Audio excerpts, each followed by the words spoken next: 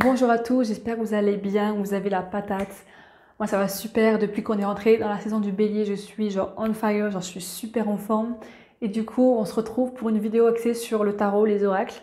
Je vais vous montrer un petit peu lesquels j'utilise, comment on les utilise, est-ce que c'est un petit peu plus en détail, donc les explications, tout ça. Parce que c'est vrai que je pense qu'il y a plein de gens qui utilisent ça de manière totalement différente. Et c'est bien d'aborder ce sujet parce que moi ça me passionne, j'adore ça vraiment, tirer les cartes, c'est trop ma vie. Du coup voilà. On se retrouve tout de suite. Je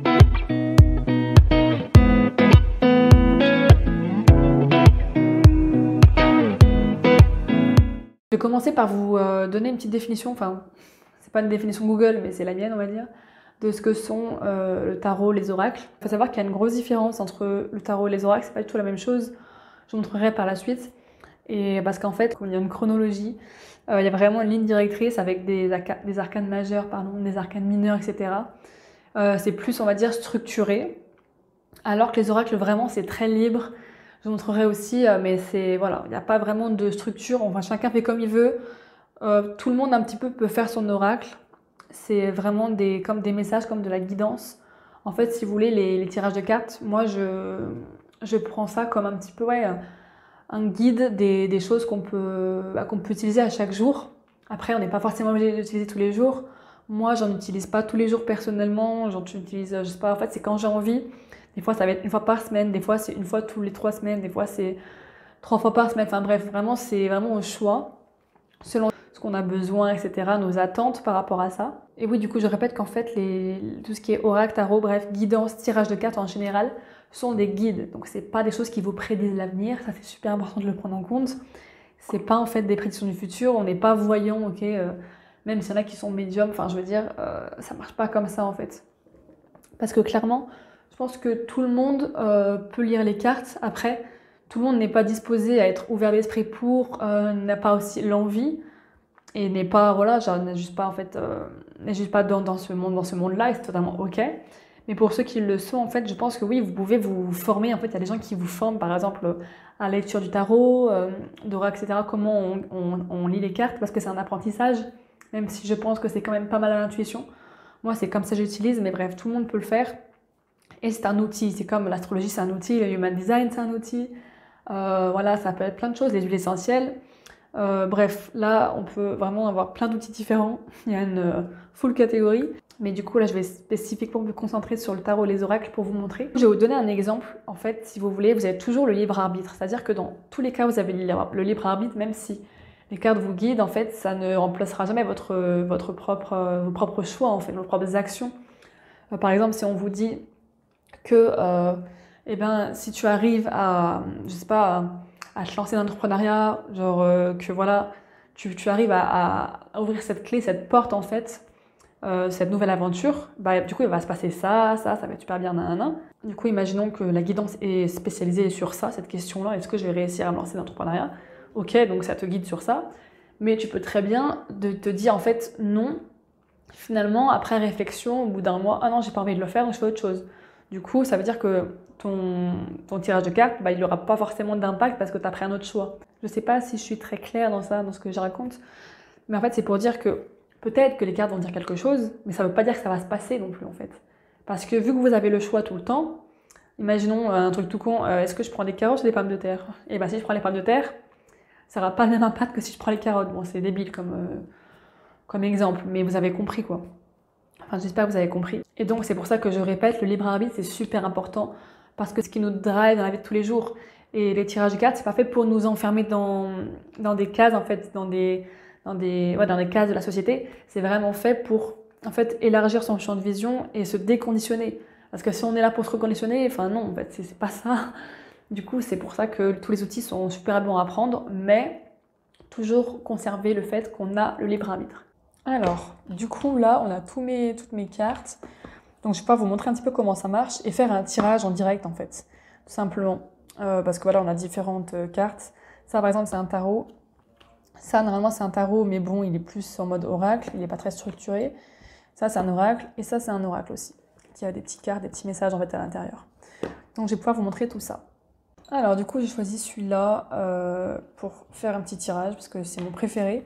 Du coup, j'ai qu'une main parce qu'en fait, je tiens la caméra de l'autre main vu que j'ai pas de trépied. Oui, je sais, c'est un petit peu la galère. Mais du coup, je vais pouvoir vous faire le tirage en fait. Donc, les cartes se disposent comme ça. Voilà.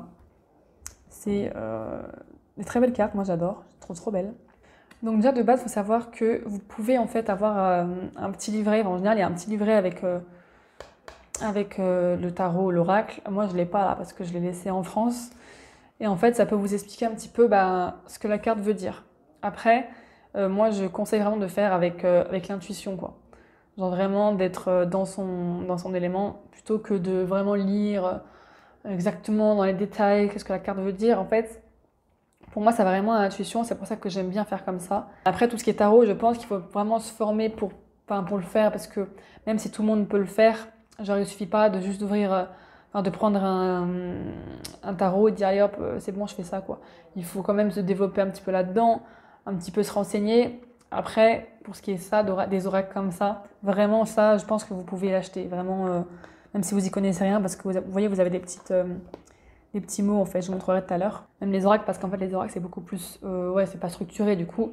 Vous tirez la carte, vous avez le petit message quoi. Et donc on va commencer tout de suite avec le tirage. Donc je vais faire un truc assez général.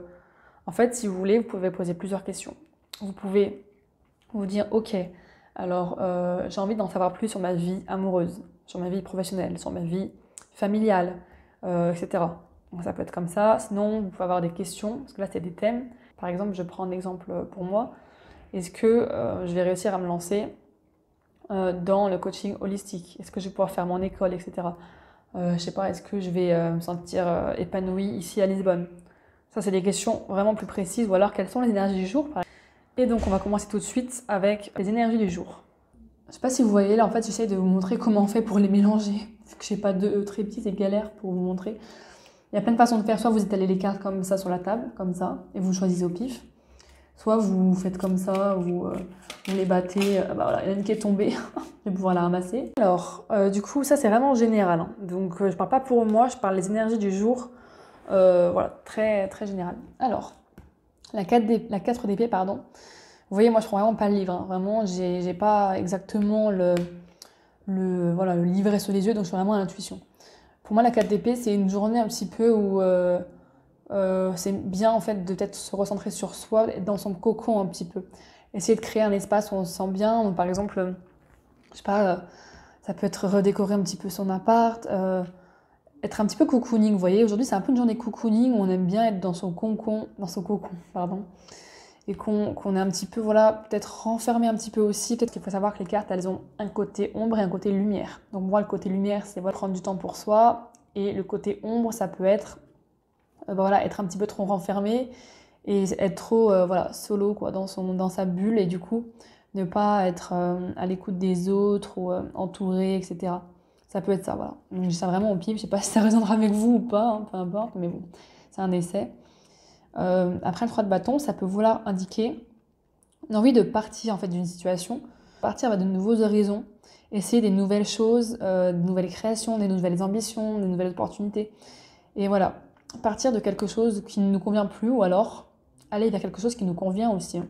Ça peut être ça parce qu'on voit qu'elle regarde la fille au loin. Et je pense que c'est peut-être une idée, une vision qui peut se mettre en place avec la flamme. Parce que le bâton, c'est l'énergie du feu. Et du coup, ça peut être voilà, l'ambition qui revient. En plus, on est dans l'énergie du bélier là en ce moment. Donc ça peut être vraiment ça. Et le côté ombre, après, ça peut être peut-être vouloir fuir en fait une situation au lieu de l'affronter. Ensuite, on peut aller voir les oracles, comme ça. Donc je reviens à mes moutons, j'ai tiré une carte de l'oracle Work Your Light. Et donc on va aller voir quel est le message pour aujourd'hui, voilà, pour la population, pour le monde en général. Alors, c'est marqué Pléiade, je sais pas si ça se dit comme ça, bref. Double mission, channeling and uplifting humanity. Donc ça veut dire en gros, on a vraiment une mission sur Terre en fait, que ce soit n'importe quel être humain, c'est de rayonner et d'élever en fait la vibration de l'humanité, si vous voulez. Et de se connecter, channeling, c'est voilà, les canaux, on va se connecter les uns aux autres pour s'élever. Je pense que c'est carrément en rapport avec ce qu'on vit aujourd'hui, avec toutes les guerres, tout ce qui se passe. C'est vraiment important de se connecter entre nous et d'augmenter la vibration de la Terre pour être plus connectés entre nous, à nos aspirations, en fait à l'amour, tout simplement à la lumière. Donc je trouve ça vraiment trop parlant sur ce qui se passe en ce moment et trop beau. Et pareil, on peut faire le lien après avec ça, hein, sur ce qui se passe en ce moment dans l'actualité. C'est quitter quelque chose qui ne convient plus, quitter tout ce qui est, ouais, tout ce qui est ombre, tout ce qui est guerre, tout ce qui est conflit, etc. Pour en fait être mieux, en fait, tout simplement. Voilà. Ensuite, on a le petit oracle des anges. Donc ça, c'est en fait juste un petit message qui nous vient ici. Donc pareil, énergie du jour, message du jour, on va voir ce que c'est. Vraiment, je fais au pif là. Alors, vision.